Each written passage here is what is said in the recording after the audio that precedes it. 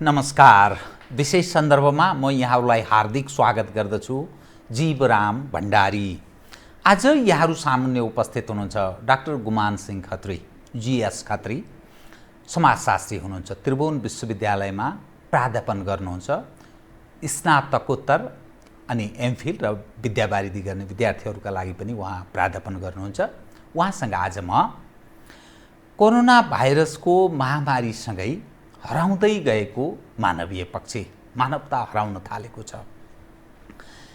नेपालको राजनीतिक नेतृत्व मूलतः के कुरामा गौरव गर्छ भने संविधान जारी भयो, जननिर्वाचित प्रतिनिधिहरू स्थानीय तहदेखि प्रदेश हुँदै केन्द्रसम्मको बन्यो अनि यो लोकतन्त्र, संघीयता, गणतन्त्र, धर्मनिरपेक्षता यसमा गौरव गर्छ। त्यति मात्रै रहेन, समाजवाद उन्मुख संविधान, जनताले बनाएको संविधान, यस कुरामा गौरव गर्छ।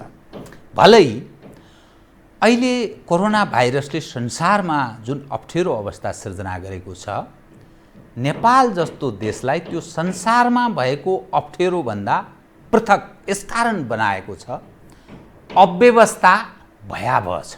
अर्थात् शासक पक्षहरू व्यवस्थापनमा चुकेका छन् र आम नागरिकलाई के लाग्न थाल्यो भने ल्याएको परिवर्तन यसकै लागिरहेछ।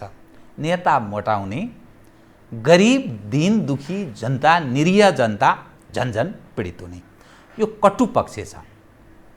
एज अ समाजशास्त्री, त्यो समाजशास्त्र, राजनीति, मानवता र समाजशास्त्र एक सिक्काको दुई पाटा जस्तो हुन्छ।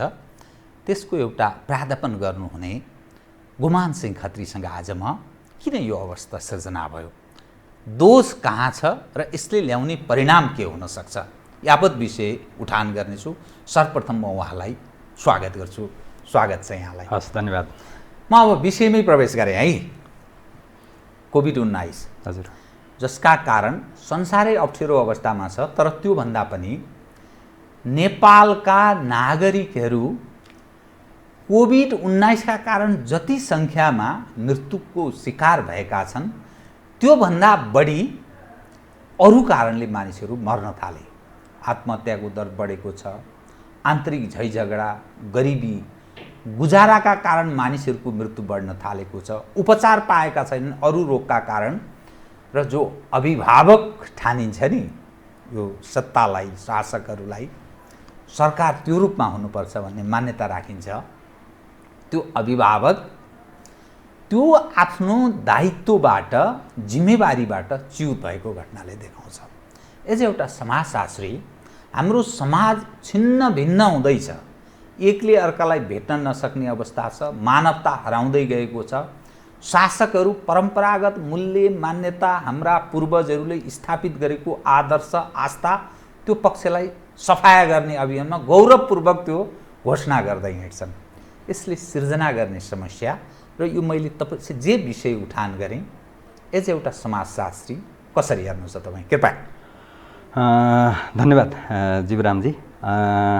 तपाईँले महत्त्वपूर्ण विषय उठान गर्नुभएको छ र यो अलिकति सरकार चाहिँ जुन एउटा अभिभावकीय जिम्मेवारीमा देखिनु पर्थ्यो, यो तपाईँले जे समस्याहरू उठान गर्नुभयो, त्यो समस्यामा सरकार कहाँ चुक्यो भन्ने तपाईँको जुन सवाल हो, त्यो सवालमा अलिकति यसलाई चाहिँ थोरै ऐतिहासिक रूपले चाहिँ हामीले हेर्नुपर्छ जस्तो मलाई लाग्छ। कृपया तपाईँ भन्दै जानुहोस्, म थप विषय उठान गर्दै। ऐतिहासिक रूपले चाहिँ हेर्दाखेरि यो जुन एउटा ऐतिहासिक पृष्ठभूमिमा यो सरकार बन्यो, त्योभन्दा त्यसको नजिकै चाहिँ हामी एउटा ठुलो राजनीतिक परिवर्तनबाट गुज्र्यौँ र यहाँले उल्लेख गर्नुभयो जस्तो जनताका प्रतिनिधिहरूद्वारा हामीले एउटा चाहिँ संविधान निर्माण गऱ्यौँ, जनताबाट निर्वाचित संविधान सभाले संविधान निर्माण गर्यो र त्यसले एउटा चाहिँ समाजवाद उन्मुख एउटा राज्य व्यवस्थाको परिकल्पना पनि गर्यो।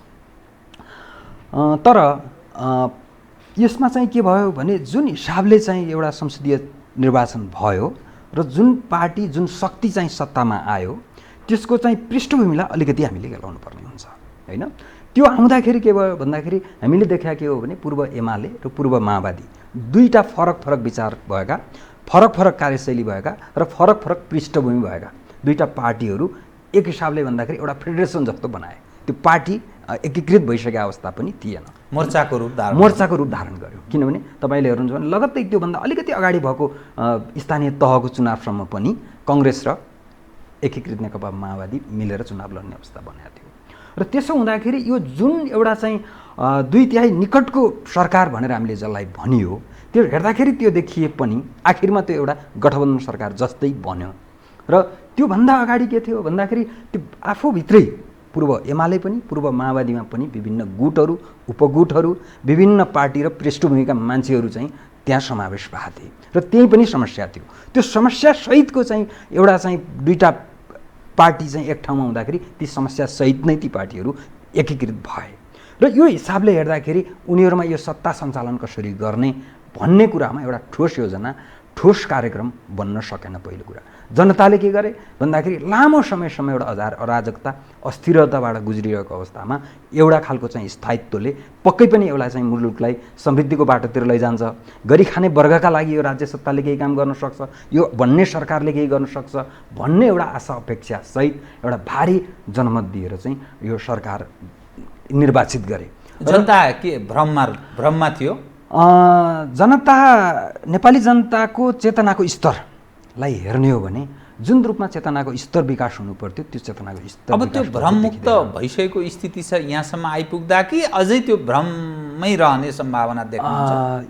यो खालको चाहिँ तपाईँले योभन्दा अगाडिको पनि सरकारहरू हेर्नुभयो भने हामी कहाँ के हुँदै आएको छ भन्दाखेरि आशाहरू देखाउने, सपनाहरू देखाउने काम सरकारले, राजनीतिक पार्टीहरूले, राजनीतिक आन्दोलनहरूले गर्दै आएका छन्। तर जब चाहिँ त्यो उनीहरूले चाहिँ सपना बाँड्छन्, जनताहरूले त्यसलाई सजिलै पताइदिने अवस्था जुन छ, त्यो अवस्थामा मलाई के लाग्छ भन्दाखेरि हाम्रो एउटा चाहिँ जनमानसमा पनि एउटा संस्थागत यो चाहिँ मेमोरी चाहिँ जुन हुनु पर्थ्यो त्यो छैन। त्यसो हुँदा अहिले तत्कालका लागि चाहिँ चेतना स्तर त्यो तहमा अझै विकास भइसकेको छैन। र यहाँनिर अहिले के होला त भन्दाखेरि यो सरकारले राम्रो गरेन भन्ने त होला, तर फेरि भोलि चाहिँ जनताले चाहिँ निर्वाचित गर्दा कसलाई निर्वाचित गर्छन् भन्दाखेरि तपाईँको मैले देख्दाखेरि अहिलेकै सरकार पक्ष वा अहिलेकै प्रतिपक्षको नि त तपाईँले भूमिका हेर्नुभयो भने त सकारात्मक रहेन यो बिचमा। त्यसो हुँदा अहिलेकै लोकप्रियताको हासिल गर्ने हिसाबले पनि त्यो पनि देखिँदैन। त्यसो सत्ता पक्ष असफल हुँदा प्रमुख प्रतिपक्ष कहीँ न कहीँ लोकप्रिय हुनुपर्ने त्यो चरित्र पनि त्यो पनि हुन सक्छ। एक्ज्याक्टली सत्ता प्रतिपक्ष पनि के भइदियो यो बिचमा भन्दाखेरि यो प्रतिपक्ष पनि एकदमै निरीह प्रतिपक्ष। नेपालको इतिहासमै संसदीय व्यवस्थाको एउटा चाहिँ सुन्दरता के हो भन्दाखेरि त्यहाँ त बहुमतको सरकार अनि अल्पमतको प्रतिपक्ष र त्यो प्रतिपक्षले खबरदारी गर्नुपर्ने। यो गर्दाखेरि सरकारलाई के भयो भन्दाखेरि एउटा सहज भयो, किनभने त्यसलाई चुनौती आएन कतैबाट होइन। तर एउटा चाहिँ जनताका लागि के नराम्रो भयो भन्दाखेरि जहाँ सरकारले गलत गर्यो, जहाँ सरकारका कमी कमजोरीहरू देखिए त्यहाँनिर चाहिँ के गर्नु पर्थ्यो भन्दाखेरि यो प्रतिपक्षले खबरदारी गर्नु पर्थ्यो। प्रतिपक्षले किन गर्न सकेन तपाईँको बुझाइमा एज एउटा समाजशास्त्री? प्रतिपक्षले किन गर्न सकेन भन्ने कुरा गर्दाखेरि यो के कमजोरी प्रतिपक्ष मूलतः प्रतिपक्ष पनि लामो राजनीतिक इतिहास पनि छ, कथित डेमोक्रेसीको कुरा पनि गर्छन्, प्रतिस्पर्धात्मक राजनीतिमा लामो समय खारिएको इतिहास पनि छ। स्थापनाकै हिसाबले हेर्ने 3 सालमा स्थापना भएको, 7 सालदेखि 17 साल, फेरि 15 सालमा पनि 2/3 बहुमत प्राप्त गरेको पार्टी, 30 सालको पञ्चायतकालमा पनि भिडेको, 46 पछिको निर्वाचन पश्चात बहुमत सिद्ध गरेको, फेरि आन्तरिक झगडा भएको, अनि यो परिवर्तनमा फेरि कहीँ न कहीँ महत्त्वपूर्ण भूमिका उसले निर्वाह गरेको छ। त्यसका बावजुद पनि यसले किन भूमिका निर्वाह गर्न सकेन? त्यसमा हेर्नुहुन्छ भने दुईटा कोणबाट यसलाई हेर्नु एकदम छोटकरीमा म अर्को विषयमा तपाईसँग प्रवेश गर्न खोजिरहेको छु। सिद्धान्त जुन हो नेपाली कङ्ग्रेसको जुन चाहिँ त्यो स्थापना कालदेखि उसले चाहिँ जुन बिपीको चाहिँ यो प्रजातान्त्रिक समाजवादको जुन सिद्धान्त थियो त्यो सिद्धान्तलाई तिलाञ्जली दिएर यो नव उदारवादतिर लाग्यो होइन। बजारलाई चाहिँ यसले चाहिँ प्रश्रय दिने काम गर्यो, पहिलो विषय। दोस्रो विषय चाहिँ यो पार्टीका रूपमा मात्रै रहेन, यो चाहिँ एउटा गुटमा चाहिँ विभक्त भयो, विभिन्न गुटमा। र त्यहाँनिर चाहिँ के भयो त भन्दाखेरि नेताहरूको बिचमा एउटा चाहिँ पार्टीभित्रको सत्ता चाहिँ कसले कब्जा गर्ने होइन, त्यो एउटा अन्तर्द्वन्द्वबाट यो गुज्रियो। र जुन चुनावमा चाहिँ यसले पराजय भयो नेपाली कङ्ग्रेसको, त्यसपछि यो तिल मिलायो होइन, यो उठ्न सकेन। र सरकारलाई चाहिँ खबरदारी गर्ने हिसाबले सशक्त रूपमा चाहिँ जुन प्रकारको भूमिका निर्वाह गर्नु पर्थ्यो त्यो निर्वाह गर्न सकेन। विचारवाद र त्यो आदर्श बेपीको आदर्श पक्षलाई त्यसबाट यो च्युत भयो, जसको कारण यो एकदमै। अब म यहाँको ध्यान नि हामी मूलतः मानवीय पक्षमा समाजमा भएको यो बडा अप्ठ्यारो अवस्थातर्फ केन्द्रित रहने मैले जिज्ञासा एज अ आम नागरिकको तर्फबाट तपाईँ एउटा समाजशासी कसरी हेर्नुहुन्छ भन्ने मेरो जिज्ञासा रहनेछ। एउटा जनताले चयन गरेको अर्थात् म माथि शासन गर तर मेरा लागि तिमी न्याय गर है, मलाई अप्ठ्यारो पर्यो भने तिमीले हेर्नुपर्छ, जनप्रतिनिधिको खास माने त्यो।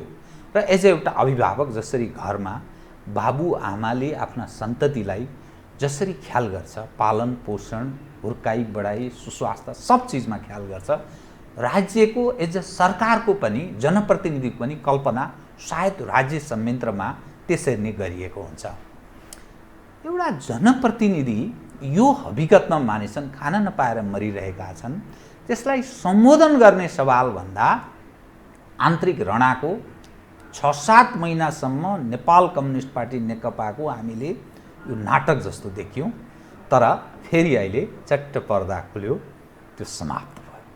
अब भोलि फेरि अर्को नाटक प्रारम्भ हुन्छ। यो निरन्तर चलिरहन्छ र सायद 2 वर्षपछि या 2.5 किन स्थानीय तहको अब समय 2 वर्ष मात्रै बाँकी छ, केन्द्र स्तरको संसदीय चुनाव र प्रदेश सरकारको चुनावको समय, अब चयनको चुनावको समय 2.5 वर्षपछि हुनुपर्छ, 5 वर्षीय हाम्रो आवधिक निर्वाचन अनुसार।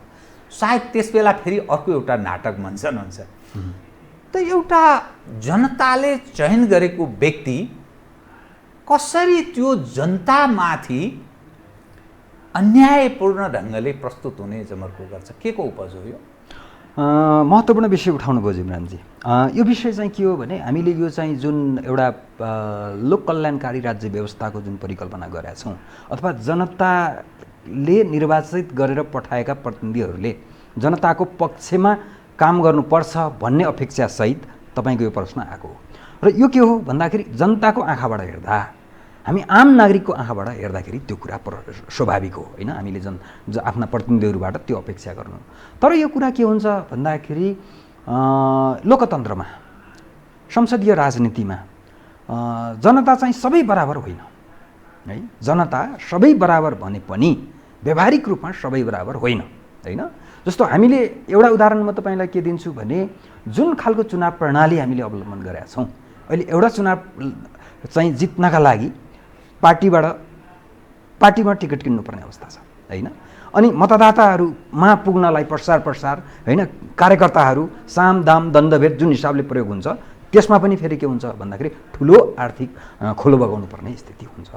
त्यसले गर्दाखेरि त्यो करोडौँ रुपियाँको जोहो गर्नु पर्दाखेरि अब के हुन्छ भन्दाखेरि मतदाताले तपाईँ हामीले एउटा मत दिने हो, तर त्यो त्यस्ता चाहिँ हजारौँ मत प्रभावित पार्ने कसले हो त भन्दाखेरि त्यो जसले सहयोग गर्छ उनीहरूलाई चुनावको क्याम्पेनमा मतदाताहरूलाई प्रभावित पार्नको लागि होइन, प्रसारका लागि, जनपरिचालनका लागि त्यो के हुन्छ भन्दाखेरि त्यो पक्ष चाहिँ महत्त्वपूर्ण हुन्छ।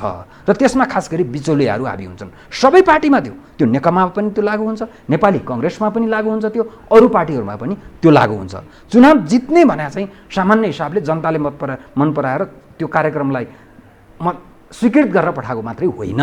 त्यसो भएको कारणले गर्दाखेरि चुनाव जब जितेर आउँछन्, जितेर आइसकेपछि प्रतिनिधिहरूको के हुन्छ भन्दाखेरि जनतासँगको सम्पर्क टुटेर जान्छ। उनीहरूको सम्पर्क बिचौलियासँग, हिजो चुनावमा जसले सहयोग गरेका थियो ती मान्छेहरूसँग हुन्छ। अनि अर्को कुरा चाहिँ के छ भन्दाखेरि यो अब राजनीतिका लागि भन्ने कुरा पनि नेताहरूको बुझाइमा, नेताहरूले बाहिर पब्लिकमा के भन्छन् फरक कुरा हो, तर त्यो चाहिँ के हुन लागेछ भन्दाखेरि एउटा वर्ग उत्थानका लागि हुने गरेको छ। र उहाँहरूको वर्ग चाहिँ अधिकांश नेतृत्व चाहिँ मध्यम वर्ग, उच्च मध्यम वर्गबाट आएको छ र उनीहरूको उठबस स्वाभाविक रूपमा यहाँ के हुन्छ भन्दाखेरि त्यही वर्गसँग हुन्छ। उनीहरूको हिमसिम, उनीहरूको उठबस, उनीहरूको खानपान होइन, उनीहरूको विवाहबारी सबै कुरा हेर्नुभयो भने त्यो चाहिँ तपाईँको के हुन्छ भन्दाखेरि उनीहरूले कुन आइडियोलोजीको कुरा गर्छन्, कुन विचारधाराको कुरा गर्छन्, कुन पार्टीको चाहिँ तपाईँको एउटा भेष छद्मवेश भन्छ नि त्यो धारण गरेर छ, त्यो कुरा गौण बन्न जान्छ। त्यसो भइसकेपछि उनीहरूको उठबस, उनीहरूको खानपान, उनीहरूको सङ्गत होइन, यस्तै मान्छेहरूसँग हुने हुँदाखेरि के हुन्छ भन्दाखेरि आम जनताको चासो, आम जनताको चिन्ता, आम जनताको सरोकारबाट उनीहरू चाहिँ विमुख हुन्छन्।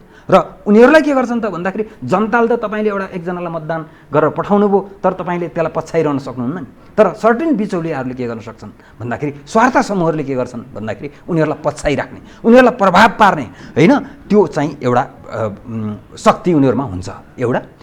र त्यो हिसाबले चाहिँ नीतिगत रूपमै उनीहरूले के गर्छन् भन्दाखेरि आफ्नो पक्षमा र जनताको विरुद्धमा चाहिँ केही स्वार्थ समूहको पक्षमा चाहिँ निर्णय पार्ने एउटा सम्भावना। दोस्रो के त भन्दाखेरि हामीले चाहिँ परिवर्तन गरे त नेतृत्व नै परिवर्तन गरे हो होइन, केही पात्रहरू नै परिवर्तन भएको हो। यो जुन चाहिँ हाम्रो संरचना छ, राज्य संरचनामा मूल रूपमा के हुन्छ भन्नुहुन्छ भने एउटा आइडियोलोजी है। हामी कुन आइडियोलोजीबाट गभर्न भइरहेछौँ, संविधानमा जेसुकै लेखौँ होइन, तर हामीलाई अहिले गाइड गर्ने आइडियोलोजी भने के हो भन्दाखेरि नव उदारवादी पुँजीवादी एउटा विचारधारा, त्यसले चाहिँ हामीलाई गाइड गरिरहेछ, विश्वलाई नै त्यसले गाइड गरिरहेछ भने हामी त्योबाट अछुतो हुने कुरा भएन होइन। त्यसो भएर हाम्रो संविधानभन्दा माथि केही छ, त्यो कुरा पहिलो होइन, विचारधाराको सवाल। दोस्रो सवाल के हो भन्दाखेरि हाम्रो यहाँको कर्मचारी तन्त्र, हाम्रो यहाँको न्यायालय, हाम्रो यहाँको चाहिँ यो प्रहरी प्रशासन, हाम्रो यहाँको सेना है, यो सबै कुरा के हो त भन्दाखेरि कतिपय नेताको, मैले अघि भने नि कतिपय नेताको के होला भन्दाखेरि मैले अघि भनेका समस्याहरूबाट, स्वार्थ समूहहरूका चाहिँ स्वार्थहरूबाट उहाँहरू विमुख हुनु होला, मतलब त्योबाट मुक्त हुनु होला। तर पनि के त भन्दाखेरि फेरि त्यहाँ के हुन्छ भन्दाखेरि त्यो बिचौलियाहरू यो न्यायालयतिर पस्छ, त्यो बिचौलियाहरू यो प्रशासनतिर पस्छ होइन, ब्युरोक्रेसी जसलाई हामीले भन्छौँ होइन, त्यो सेनातिर पस्छ, अनि त्यो चाहिँ तपाईँको अख्तियारतिर पस्छ। अनि त्यो भइसकेपछि तपाईँको के हुन्छ त भन्दाखेरि एउटा मन्त्रीले मात्रै चाहँदैमा, तपाईँको एउटा नेताले मात्रै चाहँदैमा जनताको पक्षमा काम हुँदैन। र यो तपाईँको चाहिँ यो चाहिँ तपाईँको नियति हामीले यो सरकारबाट मात्रै होइन, विगतमा पनि यही नियति बोक्न हामी। यसको अर्थ सिस्टममा दोष छ भन्ने अर्थ लाग्यो होइन? एकदमै। म तपाईँसँग दुई विषय यसैमा उठान गरेँ है। हजुर। तपाईँको दृष्टिकोणमा कुन विचारधाराबाट गाइडेड हुनु पर्थ्यो र ठिक मार्गमा गइन्थ्यो एक, यसैमा प्लस हजुर यस्तै खालका सिस्टमहरूमा संसारमा राम्रा काम भएका छन्। विभिन्न देशहरूको उदाहरण दिन सक्छ। त्यो कति देशको तपाईँले अझ निकटबाट भन्ने हो भने अहिलेको पछिल्लो उदाहरण दिँदा फिनल्यान्डलाई एउटा राम्रो उदाहरणको रूपमा प्रस्तुत गर्न सकिन्छ कि। तर हाम्रो देशको पछिल्लो अवस्था हेर्नुहुन्छ भने कम्युनिस्ट जसले बारम्बार गरिब जनताको नाम लियो, देशभक्तिको नारा उराल्यो। कम्युनिस्ट सर्वाधिक ठुलो पार्टी छ, 2/3 बहुमत निकटको अवस्थामा छ। एक प्रजातान्त्रिक हौँ भनेर दाबी गर्ने जो समाजवादी बाटोतर्फ उन्मुख रहेको भनिने प्रमुख प्रतिपक्ष छ। जातीय र क्षेत्रीय मुद्दा उठान गरेर कहिल्यै नथाक्ने तेस्रो सबभन्दा ठुलो दल छ। अरू कोही छैन यहाँ, अरू सबै काहीँ न काहीँ चाउरेर बसे होलान् मरिच जस्तो। अब यो सबै घटना हेर्दा हामी कुन निष्कर्षमा पुग्छौँ भने भएका सबै हामीले अभ्यास गरिसकेका छौँ। राजतन्त्रको अभ्यास गरेका छौँ, सक्रिय राजतन्त्रको अभ्यास गरेका छौँ, कन्स्टिट्युसनल राजतन्त्रको संवैधानिक राज संस्थाको अभ्यास गऱ्यौँ, गणतन्त्रको अभ्यास गऱ्यौँ, सङ्घीयता, धर्मनिरपेक्षता, जो धर्मनिरपेक्ष भनिन्छ संसारका 4वटा देश मात्रै धर्मनिरपेक्ष छन्, अरू धर्मसापेक्ष अवस्थामा छन्, त्यो पनि अभ्यास गऱ्यौँ। यो सबै घटना हेर्दाखेरि नेपालको पानी नै खराब छ कि भन्ने पनि अर्थ लाग्छ। हावा पानी हुन्छ नि, सबै कुरा गर्छन्, त्यहाँ पुगेपछि भने त यो त सबै तन्नमहरूको देश जो राज्य सत्तालाई चुसेर त्यसबाट गुजारा गर्ने मानिसहरूको वर्चस्व खडा छ र भोलिका दिनमा आउने पनि त्यसै गर्छन् भन्ने अर्थ लाग्छ। यस्तो अवस्थामा समाज भड्किन्छ कि समाजले भोलि के बाटो लिन्छ कि मैले कोभिड-19 सँगै जुन मानिस खान नपाएर मरिरहेका छन्, कोभिडका कारण झन्डै 350 को हाराहारीमा पुग्न लाग्यो मृत्युको सङ्ख्या। तर त्योभन्दा भयावह स्थिति आत्महत्या, खान नपाएर, विभिन्न बेरोजगारीका कारण अनेकौँ समस्याबाट ग्रस्त भएर मानिसहरू मर्ने अवस्थामा प्रवेश गरेका छन्। कतिपय मानिस हजारौँको सङ्ख्यामा मानिस मरिसकेका छन्। यस्तो अवस्थामा तय गर्ने र मानिसका सामुन्ने के अप्सनहरू हुन्छ, विकल्प? तपाईँले यो विचारधाराको सवालबाट विचारधाराको प्रश्नलाई लिएर योसम्म जे विषय राख्नु भएको छ त्यो चाहिँ एउटा बहुआयामिक विषय छ होइन। र यो संसारमा तपाईँले हेर्नुभयो भने अलिकति यो सोभियत रसियाको, सोभियत सङ्घको पतन हुनुभन्दा अगाडि दुईटा विचारधाराले मूलतः संसारलाई गभर्न गरे हो। सोभियत सङ्घको विघटनपछि एउटा दुई ध्रुवमा विश्व थियो र त्यसपछि के भयो त भन्दाखेरि लामो समयसम्म विश्व एकल ध्रुवीय बन्यो र पुँजीवादले एक छत्र राज गर्यो। त्यसलाई मैले अघि नव उदारवाद भनेर भने होइन, त्यसको विकसित रूप। र अहिले चाहिँ के भइरहेछ भन्दाखेरि विश्व फेरि क्रमशः बहुध्रुवतिर जाँदैछ होइन, मल्टिपल सोभर्जिनिटिजहरू होइन बन्दैछन् होइन। र त्यसमा तपाईँले हेर्नुभयो हेर्दाखेरि के 2, 3, 4 कति ध्रुव यसलाई सम्भावना मोटामोटी रूपमा होइन, त्यो क्याटेगराइजेसन यो चाहिँ एक्ज्याक्ट होइन, तर मोटामोटी रूपमा चाहिँ हामीले हेर्दाखेरि यो 2-3टा चाहिँ मूल रूपमा देख्न सक्छौँ। 3 ध्रुव, एउटा चाहिँ अमेरिकाले नेतृत्व गरेको पुँजीवादी ध्रुव, अर्को चाहिँ यो चाइना र सोभियत रसियाले चाहिँ जुन एउटा बजारलाई चाहिँ यो अर्थतन्त्रलाई चाहिँ बजारको हातमा छोड्दै यो जुन राज्य नियन्त्रित विकास होइन, शिक्षा, स्वास्थ्य, रोजगारी जस्ता विषय चाहिँ फेरि राज्यको हातमा राख्दै, भनेको आधारभूत आवश्यकताको विषयहरूलाई राज्यको हातमा राख्दै गरेको यो चाहिँ राज्य केन्द्रित पुँजीवाद नै हो। तर राज्य केन्द्रित पुँजीवाद, उता बजार केन्द्रित थियो भने यो दोस्रो हो।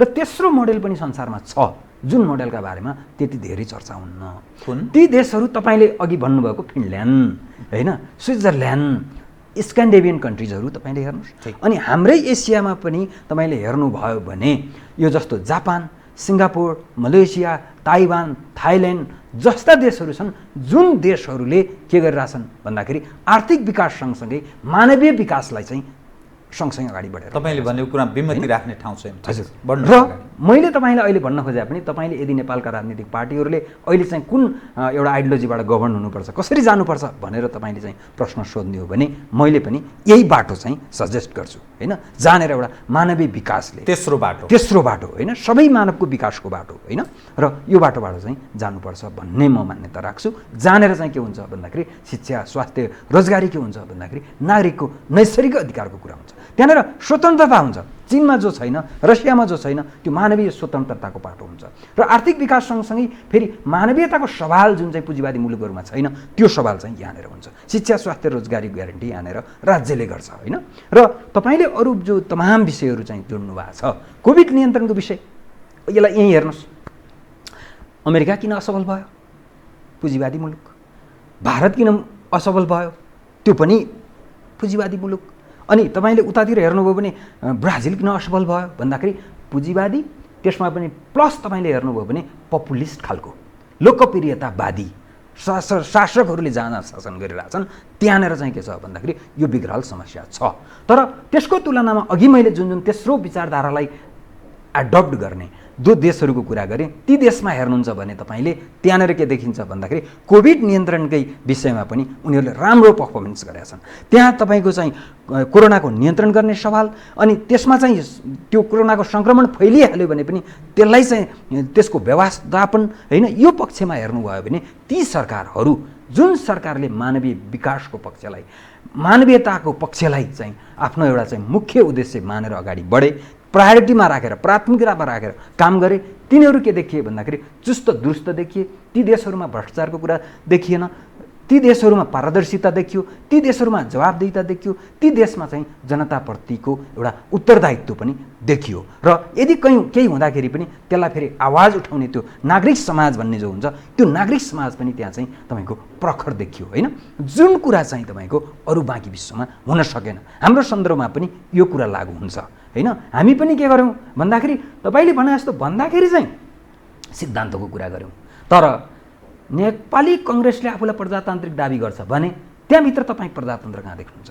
त्यो त शेरबहादुर देउवाको कार्यशैलीमा डेमोक्रेसी देखिनु पऱ्यो नि, डेमोक्रेटिक नेचर देखिनु पऱ्यो नि होइन, प्रजातान्त्रिक चरित्र त्यो चाहिँ त्यहाँ पनि देखिन्न। फेरि यता तपाईँको चाहिँ जनवादी भनेको छ, फेरि कम्युनिस्टहरूमा त्यो जनवादी चरित्र पनि देखिएन। सिद्धान्तको विषय यहाँ के भयो भन्दाखेरि एउटा घोक्ने विषय रह्यो क्या। सुगाले केही कुरा तपाईँले घोकाउनु भने घोक्छ, तर त्यसको मर्म के हो, त्यसको भाव के हो, त्यसलाई चाहिँ उसले आत्मसात गर्न सक्दैन। त्यसो भएर हाम्रो यहाँको कम्युनिस्टहरूले, हाम्रो यहाँको कङ्ग्रेसले, हाम्रो यहाँको अरू तमाम पार्टीहरूले पनि के गरे भन्दाखेरि यो सिद्धान्तको विषयलाई जीवन व्यवहारसँग जोडेनन्, आफ्नो कार्यशैलीसँग यिनीहरूले जोडेनन् है। त्यसो भएको कारणले गर्दाखेरि के भयो त भन्दाखेरि सिद्धान्त चाहिँ अरूका लागि भन्दाखेरि होइन, देखाउनका लागि देखावटी वस्तु भयो, एउटा मास्क भयो, छद्म भेष होइन, त्यो चाहिँ के त भन्दाखेरि कस्मेटिक होइन, बाहिर लगाउने कस्मेटिक, तर भित्र सार के हो त भन्दाखेरि सत्ता केन्द्रित, स्वार्थ समूह केन्द्रित र बजार केन्द्रित होइन। यो हिसाबले चाहिँ उहाँहरू अगाडि बढ्नुभयो र उहाँहरूको ध्यान जनतामा भन्दा पनि कसरी चाहिँ कमाउन सकिन्छ, वर्ग उत्थानको विषय तपाईँले सुन्नुहुन्छ नि होइन, आफ्नो वर्गको चाहिँ उत्थान कसरी गर्ने, माथिल्लो वर्गमा रूपान्तरण कसरी हुने, यो मध्यम वर्गको एउटा चाहिँ चरित्र पनि के हुँदो रहेछ भन्नु होला भने यसको चरित्र तपाईँको चाहिँ अलिकति क्यारिस्ट खालको होइन। यो मोहन विक्रम सिंहलाई तपाईँले चिन्नुहुन्छ जहाँसम्म उहाँले उठाउने गर्नुहुन्छ यो विषय कि त्यो मलाई पनि मनपर्छ कि तपाईँको एउटा चाहिँ सत्तामा पुगिसके सम्पूर्ण काम के गर्ने त भन्दाखेरि आफूलाई केन्द्रमा राखेर पार्टीका लागि, देशका लागि, जनताका लागि तफसिलका विषयहरू हुन् होइन। त्यसो भएर उहाँहरूले चुनावमा के भन्नुहुन्छ, लेख्दाखेरि के लेख्नुहुन्छ, प्रतिबद्धता के जाहेर गर्नुहुन्छ त्यो दोस्रो विषय भयो। तर काम गर्दाखेरि उहाँको जीवन व्यवहारलाई हेर्ने हो हामीले होइन। उहाँहरूले के भन्नुहुन्छ एकदमै राम्रो, तपाईँले अहिले भर्खरै एकदमै राम्रो डकुमेन्ट लेखेर 2-4 जना एक्सपर्टलाई राख्नुभयो भने त आइहाल्छ नि होइन। तर विषय के हो त भन्दाखेरि जीवन व्यवहारमा त्यो देखिन्छ कि देखिन्न होइन। त्यो देखिँदो हो त तपाईँले चाहिँ नेपालको एउटा प्रधानमन्त्री हेर्दा बित्तिकै ल है यो चाहिँ कम्युनिस्ट रहेछ भन्ने हुन्थ्यो, उसको जीवनशैली हेर्दाखेरि यो कम्युनिस्ट रहेछ, अर्को आउँदाखेरि यो प्रजातान्त्रिक रहेछ, ल त्यसमा चाहिँ प्रजातान्त्रिक चरित्र थिएन, यसमा चाहिँ त ल हेर्नुहोस् डेमोक्रेटिक प्रोसेसबाट गइरहेछ भन्ने हुन्थ्यो। तर त्यो त चाहिँ कहीँ पनि देखिन्न। त्यसो हुँदाखेरि यो विषय के भयो भन्दाखेरि उहाँहरूले सिद्धान्तको विषय चाहिँ बाहिर देखाउनका लागि, जनतामा एक खालको भ्रम छर्नका लागि होइन प्रयोग गर्नुभयो।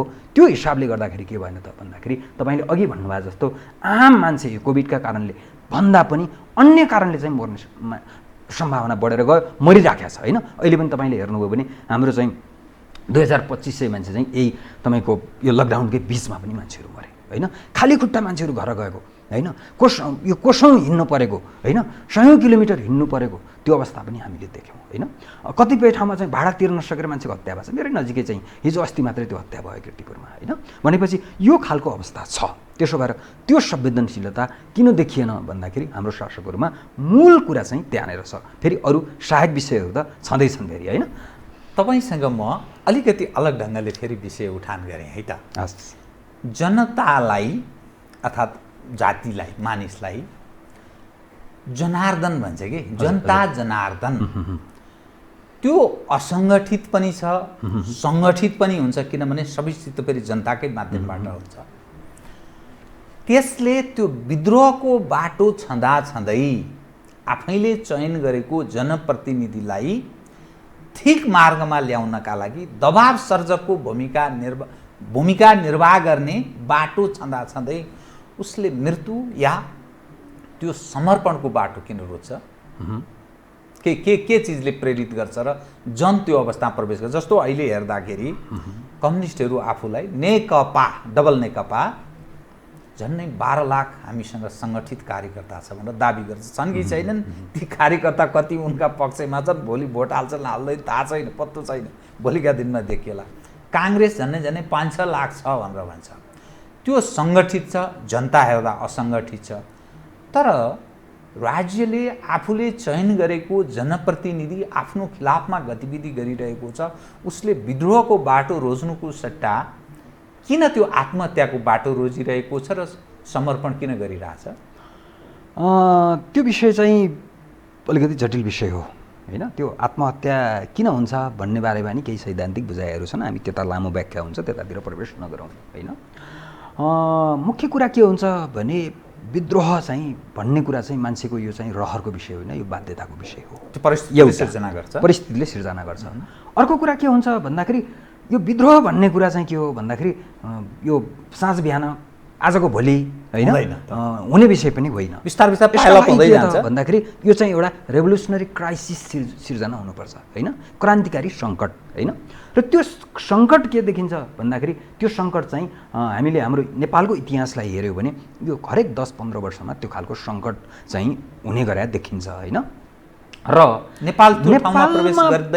नेपालमा पनि त्यो खालको सम्भावनाहरूलाई नकार्न सकिन्न होइन। हामी एउटा लामो तरलताको अवस्थाबाट आयौँ। त्यसो भएर तपाईँले चाहिँ 62-63लाई चाहिँ आधार मान्नुभयो भने त 10 वर्ष 12 वर्ष समय गुज्रिसक्यो होइन। तर मैले कहाँबाट हेर्छु भन्दाखेरि जब यो सरकार बन्यो, ट्रान्जिसनल फेज पछि जुन सरकार बन्यो, अब यहाँ के भइरहेछ भन्दाखेरि यो चाहिँ सुरु भएको छ, गन्ने काम चाहिँ सुरु भएको छ र सरकार दिनगन्ती सुरु भएको छ। अहिलेको सरकार कङ्ग्रेस पनि सरकारै हो, उसको भूमिका प्रतिपक्षमा भए पनि उसको भूमिका चाहिँ तपाईँको प्रतिपक्ष जस्तो त्यसो हुँदाखेरि त्यो कहीँ न कहीँ के छ भन्दाखेरि सत्तासँग बार्गेनिङ नै गरिरहेको छ होइन। त्यो सरकारका हिसाबले पो त्यो प्रतिपक्षमा छ त, न्यायालयमा त उसका मान्छे छन् सेनामा उसका मान्छे छन्, प्रहरीमा उसका मान्छे छन्, अख्तियारमा उसका मान्छे छन्। त्यो हिसाबले के छ भन्दाखेरि त्यो पनि सरकारमै छ भन्छु मैले एउटा।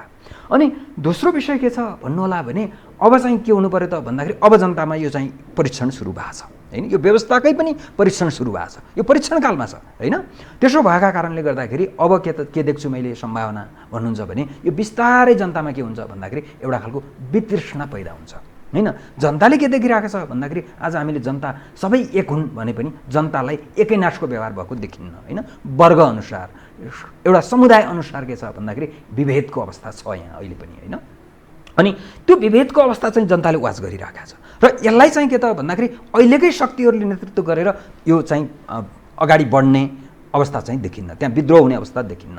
त्यसो भएर नयाँ शक्ति निर्माण हुने, त्यो नयाँ शक्ति भने चाहिँ बाबुरामजीको नयाँ शक्ति, रविन्द्र मिश्रको नयाँ शक्ति होइन होइन। त्यो एउटा चाहिँ साँच्चीकै नयाँ कार्यक्रमसहित, नयाँ विचारसहितको शक्ति होइन, नयाँ प्रतिबद्धता सहितको शक्ति चाहिँ अर्को राजनीतिक कोर्समा लैजाने, अर्को राजनीतिक कोर्समा लैजाने चाहिँ तपाईँको एउटा शक्तिको जन्म भयो भने जनता चाहिँ त्यसको पछाडि लाग्ने सम्भावना एउटा हुन्छ। त्यो विश्वासयोग्य नेतृत्व भरपर्दो हो हजुर। अहिलेसम्म आएको नेतृत्व के हो भने सबै टेस्टेड हो, परीक्षण भइसक्यो हो नेतृत्व। चाहे तपाईँ बाबुरामजीको कुरा गर्नुहोस् होइन, चाहे तपाईँ रविन्द्र मिश्रहरूको कुरा गर्नुहोस् होइन, चाहे तपाईँले चाहिँ सानातिना वामपन्थी घटकहरूको कुरा गर्नुहोस्, कहीँ न कहीँ सत्तामा नहोला कहीँ न कहीँ परीक्षण भइसकेको होइन। जनताले त्यो एउटा चाहिँ एक हिसाबले भन्दाखेरि त्यो पारा गरिसकेको चाहिँ नेतृत्व हो।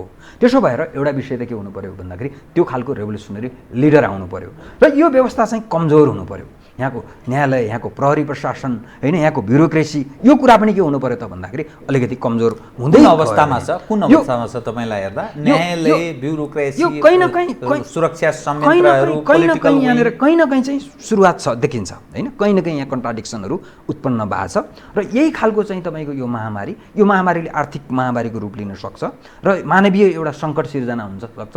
त्यहाँबाट चाहिँ तपाईँको त्यति बेलासम्म पनि यो सरकारले, हाम्रो अहिलेको संस्थापनले होइन चाहिँ उपयुक्त भूमिका निर्वाह गर्न सकेन भने यहाँनिर समस्या देखिन्छ। अनि अहिले भर्खरै तपाईँले चाहिँ विद्रोह किन भएको छैन भनेर सोद्धाखेरि अर्को एउटा महत्त्वपूर्ण कुरा के हो भन्दाखेरि विद्रोह कसले गर्छ? विद्रोह गर्ने भने चाहिँ युवाहरूले हो र त्यो युवा शक्तिले चाहिँ कहाँ छ भनेर हामीले हेर्नुपर्ने हुन्छ। त्यो युवा शक्ति आज पनि 50 देखि 60 लाखको हाराहारीमा विदेशी भूमिमा छ होइन। र त्यो युवा शक्तिले के गर्न सक्दैन भन्दाखेरि त्यसले चाहिँ त्यहाँनिर फेसबुकमा स्ट्याटस सेयर गर्न सक्छ, फेसबुकमा लेख्न सक्छ, त्यहाँबाट विरोध जनाउन सक्छ, तर यहाँनिर चाहिँ आएर भौतिक रूपमा उपस्थित भएर यहाँनिर विद्रोहको नेतृत्व गर्न, विद्रोहमा सामेल हुन त्यो सक्दैन। र अब परिस्थिति के देखिँदैछ भन्दाखेरि यो कोभिडको असर चाहिँ लामो समयसम्म भयो भने त्यो फर्किने क्रम बढ्न सक्छ।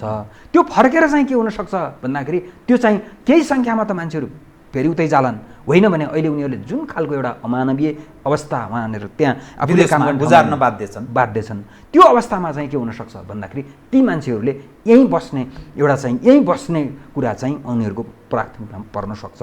त्यो अवस्थामा त्यो वर्गले के माग्छ भन्दाखेरि त्यो वर्गले रोजगारी माग्छ, त्यो वर्गले रोटी माग्छ, त्यो वर्गले चाहिँ त्यसको खाली पेट भर्ने डिमान्ड गर्छ होइन। त्यति बेला चाहिँ के हुन्छ त भन्दाखेरि त्यो बेलामा कुनै पनि हिसाबले सैद्धान्तिक लेसमा होइन, कुनै पनि आवरणमा चाहिँ नेताहरू फुत्किन सक्ने अवस्था मैले देख्दिनँ होइन। तपाईँ आफ्नो वैचारिक आस्था या कुनै दल निकट सायद हुनुहुन्छ भने पनि त्योभन्दा बडा माथि उठेर तपाईँ आफूलाई प्रस्तुत गरिरहनु भएको छ। तपाईँ बडा म खुसी पनि लाग्यो, तपाईँ कम मानिस होलान् यो ढङ्गले खुलेर बोल्ने। बडा म तपाईँसँग पहिलोपटक कुरा गर्दैछु, मलाई बडा खुसी पनि लागिरहेछ किन प्रष्ट बोल्नु हुँदो रहेछ। त जुन अवस्थाका नेपाली जन छन् अनि जुन खालको राजनीतिक नेतृत्व त्यही नेपाली जनले चयन गरेको राजनीतिक नेतृत्व, यी मानिसहरूको विगत हेर्दा मध्यम वर्गभन्दा पनि अझ तल्लो वर्ग जीवन दिनचर्या त्यसरी व्यतीत गरेर आएका मानिसहरू अहिले शासक र प्रशासकको रूपमा खडा छन् हाम्रा सामुन्ने। तपाईँ हामीमाथि राज गरिरहेका मानिसहरू, त्यो दुःख पनि उनीहरूले देखेका छन्, त्यो गरिबी बेहोरेका छन्।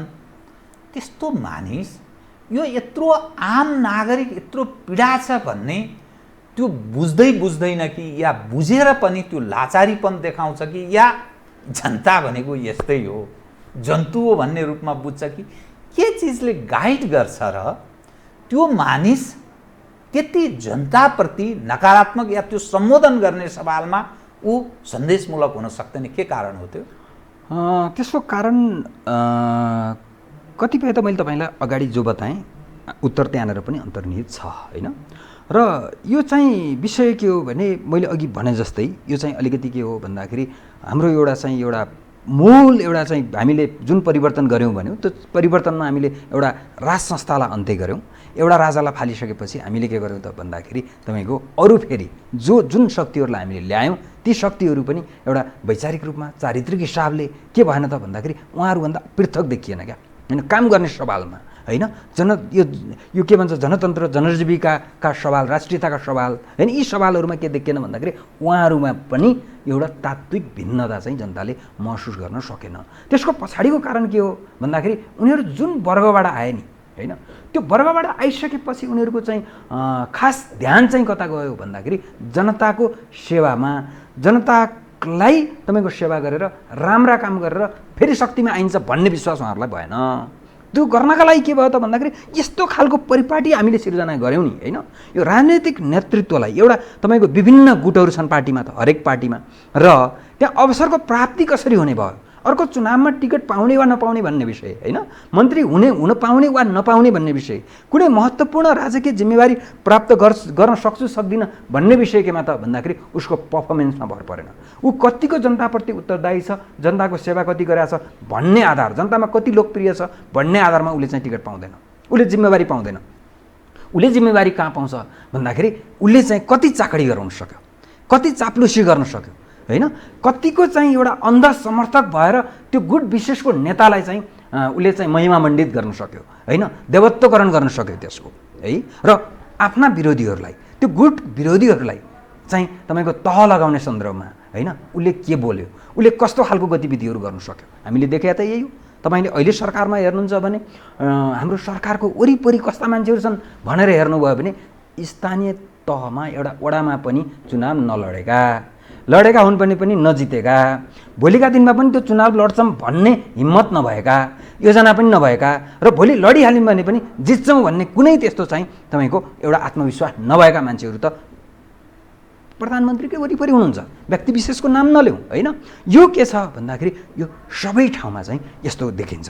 यो पहिलो कारण हो हेर्नुहोस् है पहिलो कारण चाहिँ यहाँनिर छ। हामीले जुन परिपाटी विकास गऱ्यौँ त्यो परिपाटीले के गर्यो त भन्दाखेरि चाकडी चाप्लुसी गर्ने कुरालाई होइन एउटा अन्धभक्त बन्नेलाई तपाईँ क्रिटिकल हुनुभयो भने अहिले चाहिँ यो उहिलेको जुन सरकार छ त्यो सरकारको कुनै एउटा मन्त्रीले यो भएन है प्रधानमन्त्रीको कार्यशैली भन्न सक्ने अवस्था तपाईँ देख्नुहुन्छ। त्यो भन्दाको भोलिपल्ट उसले चाहिँ हात धुनुपर्ने अवस्था छ। त्यो माधव नेपालको पक्षमा गुटमा भएको मान्छेले चाहिँ माधव नेपालको यो भएन भन्ने अवस्था देख्नुहुन्छ होइन। उहाँ शेरबहादुर देउवाको मात्रै देख्नुहुन्छ रामचन्द्र पौडेलको मात्रै देख्नुहुन्छ त्यो अवस्था छैन। त्यसो भएर के भयो त भन्दाखेरि त्यो आलोचनात्मक चेतसहितको मान्छे चाहिँ पार्टीमा भएन। अरू विषयहरू पनि छन्।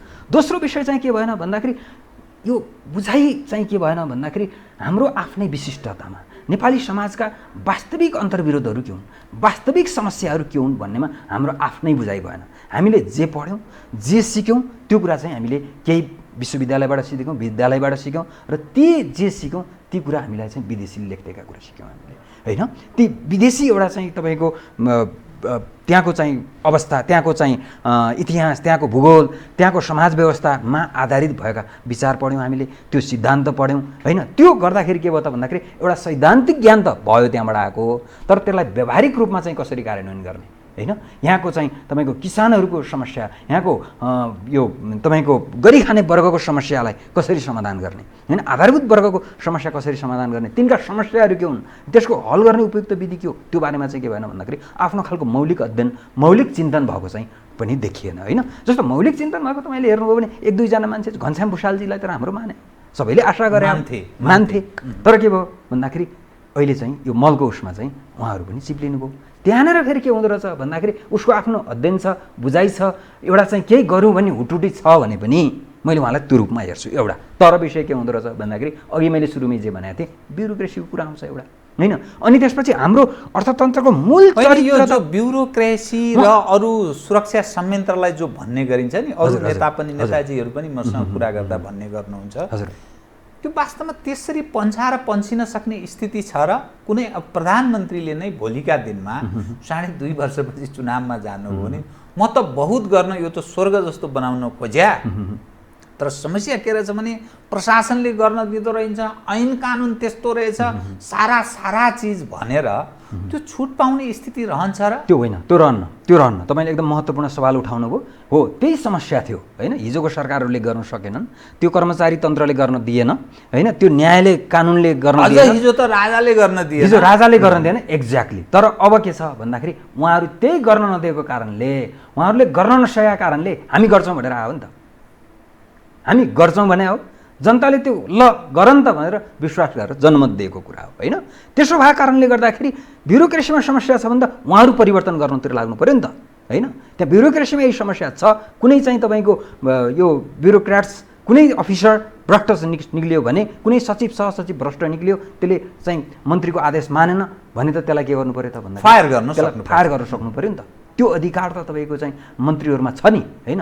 र त्यो चाहिँ तपाईँको इच्छा शक्ति चाहिँ उहाँहरूमा हुनु पर्यो। त्यो इच्छा शक्तिको चाहिँ पनि अलिकति चाहिँ कमी देखियो होइन। त्यहाँनिर पनि यो विषय चाहिँ त्यतातिर पनि जोडिन्छ होइन। र अर्को विषय चाहिँ अलिकति के देखिन्छ भन्दाखेरि मूल रूपमा अलिकति यो प्रधानमन्त्रीजीको स्वभाव, उहाँको स्वास्थ्य होइन, यी विषयहरू पनि अलिकति होइन। उहाँ के त भन्दाखेरि धेरै विषयमा उहाँलाई ज्ञान छ, त्यो राम्रो कुरा पनि हो, तर त्योसँगै अलिकति अभिमान पनि भयो कि होइन। र मन्त्रीहरूको गुनासो के पनि सुन्ने गरिन्छ भन्दाखेरि यो अलिकति हामीले चाहिँ स्वतन्त्र ढङ्गले काम गर्न पाएनौँ भन्ने खालको पनि सुनिन्छ बेला बेला होइन। त्यो भएको कारणले गर्दाखेरि पनि कहीँ त्यहाँ ती मन्त्रीहरूले पनि जुन हिसाबले चाहिँ तपाईँको पर्फर्मेन्स दिन्छौँ भन्ने उ गरेका थिए, त्यो पनि त्यहाँ कहीँ कतै त्यहाँ बल। तर जे भने पनि अरूलाई दोष लगाएर त्यो जनताले भोलि क्षमा दिने सम्भावना छैन। त्यो हुनु हुँदैन कि जनताले क्षमा दिन्छन् कि यसो सुँगुर काट्यो, राँगा काट्यो, अलिकति जाँड रक्सी ल्यायो, अलिअलि दाम पानी भएपछि कि भोट हालिहाल्छ। त्यही रूपमा पनि बिग्ने अवस्था त छैन। मैले अघि भने प्रभाव त कहीँ न कहीँबाट पर्छ। आम जनताले स्वतन्त्र रूपमा आफ्नो स्वविवेक प्रयोग गरेर तपाईँको मत दिने अवस्था नेपालमा अझै बनिसकेको छैन। अहिले पछिल्लो समयमा बारम्बार के एडभोकेसी के कुरा उठ्न थाल्यो भने हजुर यो खालको सिस्टममा सज्जन मानिसले, इमान्दार मानिस पहिलो कुरो क्यान्डिडेट हुन सक्दैन कुनै पनि दलबाट। दोस्रो कुरा क्यान्डिडेट भयो भने पनि जुन खर्चको जोहो गर्नुपर्छ त्यो खर्च गर्न सकिँदैन। त्यसकारण इमान्दार मानिसहरू निर्वाचित भएर आउने सम्भावना समाप्त भयो। राजनीति पुरै अपराधीहरूको कब्जामा जाँदैछ। राजनीतिमा अपराधीकरणको जो हामी कुरा गर्छौँ नि, केही समय पहिलेको बिहार, युपी जस्तो दबङ्ग भन्छ नि त्यतातिर, अर्थात् लफङ्गाहरूको राज्य, त्यस्तो रूपमा रूपान्तरित हुँदैछ भन्ने विचार आउन थालेको छ नि। त्यो विचार वस्तुगत नै छ भन्ने लाग्छ। त्यो विचारका केही आधारहरू छन् होइन। चुनावमा हेर्नुभयो भने अहिले पनि के देखिन्छ भन्दाखेरि मैले अघि पनि तपाईँलाई सानो गरेको थिएँ, कन्टेक्स्ट कोट्टाएको थिएँ। के छ भन्दाखेरि पार्टीमा अब चाहिँ चुनाव चाहिँ पार्टीमा उसले गरेको योगदान, आन्दोलनमा उसले गरेको योगदान जनतामा उसको लोकप्रियताका आधारमा होइन। के त भन्दाखेरि त्यो गुटको चाहिँ गुटमा उसको हैसियत के छ, स्थान कहाँ हो भन्ने आधारमा गुट किन बनिरहेछ। गुट त यो चाहिँ के हो भन्दाखेरि विभिन्न स्वार्थहरू छन्। सैद्धान्तिक हिसाबले चाहिँ पार्टीहरू अगाडि बढ्दैनन्। त्यसो हुँदाखेरि के गर्नु पर्यो त भन्दाखेरि यहाँनिर चाहिँ तपाईँको सिद्धान्तनिष्ठ भएर सैद्धान्तिक हिसाबले चाहिँ यो पार्टी सञ्चालन हुने, संस्थागत हिसाबले पार्टीहरू सञ्चालन हुने भएदेखि त्यो गुटहरू आवश्यक पर्दैन थियो। त्यो छैन। त्यो नभइसकेपछि के त भन्दाखेरि यो त शक्तिका लागि सङ्घर्ष हो नि त। त्यो शक्तिका लागि सङ्घर्ष त त्यो हरेक ठाउँमा हुन्छ। र त्यो जसरी राज्य सत्ताका लागि यो राज्य सत्तामा कसको नियन्त्रण हुने भन्ने विषयमा पार्टीहरूले कम्पिट गर्छन्, ती गुटहरूले पनि त्यसै गरी त्यो पार्टीको सत्ता, पार्टी त सत्ता हो नि त होइन। त्यसो भएर त्यो सत्तामा चाहिँ आफ्नो आधिपत्य कायम गर्नका लागि, त्यो सत्ताको नेतृत्वमा पुग्नका लागि के गर्छन् त भन्दाखेरि यो पर्मानेन्ट खालका चाहिँ गुटहरू चाहिँ निर्माण गर्ने र त्यो गुटहरूलाई चाहिँ के गर्ने भन्दाखेरि दीर्घकालसम्म त्यसलाई चाहिँ निरन्तरता दिने होइन। त्यो अवस्था चाहिँ हुन्छ। त्यसो हुँदाखेरि यो कसले चाहिँ चुनावमा टिकट पाउने भन्ने कुरा पनि पहिलो कुरा के हुने भयो भने गुटमा त्यसको स्थान कहाँ हो त्यो कुरा हुने भयो। अनि दोस्रो कुरा के हुने भयो त भन्दाखेरि उसले चाहिँ त्यो टिकट दिए बापत नेतृत्वलाई कति बुझाउन सक्छ। टिकट किनबेच भएको त हामीले पत्रपत्रिका, इमानदार मान्छेले टिकट पाउने सम्भावना एकदमै छैन एउटा। अनि अर्को चाहिँ के हुने भयो भन्दाखेरि फेरि टिकट पाइहाल्यो भने पनि खर्च गर्न जनतामा जानु पर्यो। त्यो खाले मानिस परिचालन गर्न सक्दैन, गुन्डाहरू परिचालन गर्न सक्दैन, हतियार सहित प्रयोग हुन जानु पर्छ। या त तपाईँ के हुनु पर्यो भन्दाखेरि माथिल्लो वर्गबाट हुनु पर्यो। मैले उच्च मध्यम वर्ग भने कम्तीमा नि उच्च मध्यम वर्ग होइन भने मध्यम वर्ग चाहिँ हुनु पर्यो। मध्यम वर्गभन्दा तलकोले त्यो खर्च गर्ने हैसियत राख्दैन होइन। 12-15 करोड भनेपछि यत्र तत्र सर्वत्र समस्या होइन। मैले त्यही भन्दैछु। अनि एउटा कि त त्यहाँबाट हुनु पर्यो। अनि उसले पनि फेरि राजनीतिमा अहिलेसम्म मैले कसैले चाहिँ आफ्नो चाहिँ यो घरबास बेचेर होइन यो बुङ्गा बनेर अनि चुनावमा खर्च गरेर देखाएको छैन। स्वार्थ समूहहरूको काम त्यहीँनिर आउँछ। 46 पछि स्वार्थ समूहहरू जोडिने त्यहीँनिर हो। तिनले के गर्न थाल्छन् भन्दाखेरि अब त्यहाँनिर हामी छौँ तिम्रो चुनावका लागि, तर शर्त त त्यहाँ हुन्छ। म तपाईँसँग नि धेरै विषय उठान, अब कार्यक्रमको ठिक अन्त्यमा एउटा मात्रै विषय उठान गर्छु अनि कार्यक्रम अन्त्य गर्छु। हिजोका दिनमा राजाको शासन चलेको बेलामा 62-63 मुभमेन्टको कुरा गर्दा 19 जना मानिस मरेका थिए है, मारिएका थिए। त्यस बेला ठुलो अन्याय भयो, मानिसमाथि नरसंहार भयो भन्ने ढङ्गले समेत प्रस्तुत भए मानिस विभिन्न नामका यी पेशागत सङ्घ संस्थाहरू जसलाई नागरिक समाज भनिन्छ नि, मानव अधिकारका कुरा गर्नेहरू, बोक्रे कुरा गर्नेहरू, यी साराका सारा कोलाहल गरेर सडकमा निस्कन्थे। ती पाखण्डीहरू यतिखेर कहाँ छन् भन्ने तपाईँलाई लाग्छ? जो मानव अधिकारको कुरा गर्ने अनि विभिन्न व्यावसायिक सङ्घ संस्थाहरू विभिन्न नाममा सङ्गठित भएर सडकमा आउँथे, पढे लेखेका कथित बुद्धिजीवी हौँ भन्नेहरू, यी कहाँ छन् अहिले? तपाईँलाई यसको छोटो उत्तर दिने हो भने एकदम छोटकरीमा नागरिक समाज अहिले चाहिँ तपाईँले हेर्नुभयो भने नागरिक समाज पनि जुन स्वतन्त्र हुनुपर्ने भन्ने थियो कोट अनकोट, त्यो स्वतन्त्रता नागरिक समाजको हिजो पनि थिएन। एउटा कहीँ न कहीँ कुनै न कुनै आइडियोलोजीसँग, कुनै न कुनै विचारधारासँग, कुनै न कुनै विचार समूहसँग उनीहरूको एफिलिएसन थियो एउटा, र त्यो एफिलिएसन आजसम्म पनि छ। पहिलो विषय। त्यसो हुँदा त्यो कि त माओवादी यो अहिलेको नेकपाप्रति चाहिँ झुकाव राख्ने होला, कोही कि चाहिँ डेमोक्रेटप्रति झुकाव राख्ने होला, पहिलो विषय। ब्रोकर जस्तो। त्यसो हुँदाखेरि त्यो त्यहाँ उठ्न सकेको छैन। अर्को दोस्रो के हो त भन्दाखेरि यो नागरिक समाज, यो मानवाधिकारवादीहरू र विभिन्न जुन खालका चाहिँ तपाईँको पेशागत सङ्घ संस्थाहरू जो छन् तिनीहरूको चाहिँ के त भन्दाखेरि तिनीहरूको ओरिजिन चाहिँ यहाँ भएको होइन। ती हाम्रा यहाँका मौलिक सङ्घ संस्थाहरू होइनन्। तिनको कहीँ न कहीँ के छ भन्दाखेरि अन्तर्देशीय सम्बन्ध छ होइन। अरू देश तेल हाल्दियो बत्ती बल्यो, तेल हाल्न छोडिदियो बत्ती निभ्यो। एकदमै बाहिरतिरका चाहिँ सङ्घ संस्थाहरूसँग, शक्ति केन्द्रहरूसँग तिनीहरूको चाहिँ निकटता हो होइन। त्यसो भएको कारणले गर्दाखेरि के भयो त भन्दाखेरि अहिले नेपालमा जुन यो तरलताको स्थिति त छैन, त्यो भएर उनीहरू खेल्न सक्ने अवस्था छैन। त्यसो भएको कारणले गर्दाखेरि यहाँ के भएको छ त भन्दाखेरि उनीहरूको फन्डिङ आइरहेको छैन। उनीहरूको स्वार्थ चाह्यो भने फेरि त्यसलाई प्रयोग गर्न सक्छ। त्यो प्रयोग गर्न सक्ने सम्भावना चाहिँ छ, सक्ने सम्भावना छ। तर नागरिक समाजले कहिल्यै पनि गरिखाने वर्गको पक्षमा आवाज बुलन्द गरेको इतिहास छैन, नेपालमा मात्रै नभएर विदेशमा पनि। हस्, तपाईँसँग अरू विषय उठान गर्न चाहन्थे, समयले यतिसम्म साथु कार्यक्रममा आइदिनु बहुत धन्यवाद। मेरा विचारहरू राख्ने मौका दिनुभयो, तपाईँलाई र तपाईँको टेलिभिजनलाई धन्यवाद। आदरणीय दर्शकवृन्द, उहाँ हुन्थ्यो डाक्टर गुमान सिंह खत्री, समाजशास्त्री, समसामयिक विषयलाई केन्द्रमा राखेर गरिएको कुराकानी। म सहित मेरो सम्पूर्ण युनिटलाई कार्यक्रमबाट बिदा दिनुहोस्, तर यो हो टेलिभिजन, हेर्दै रहनुहोला। नमस्कार।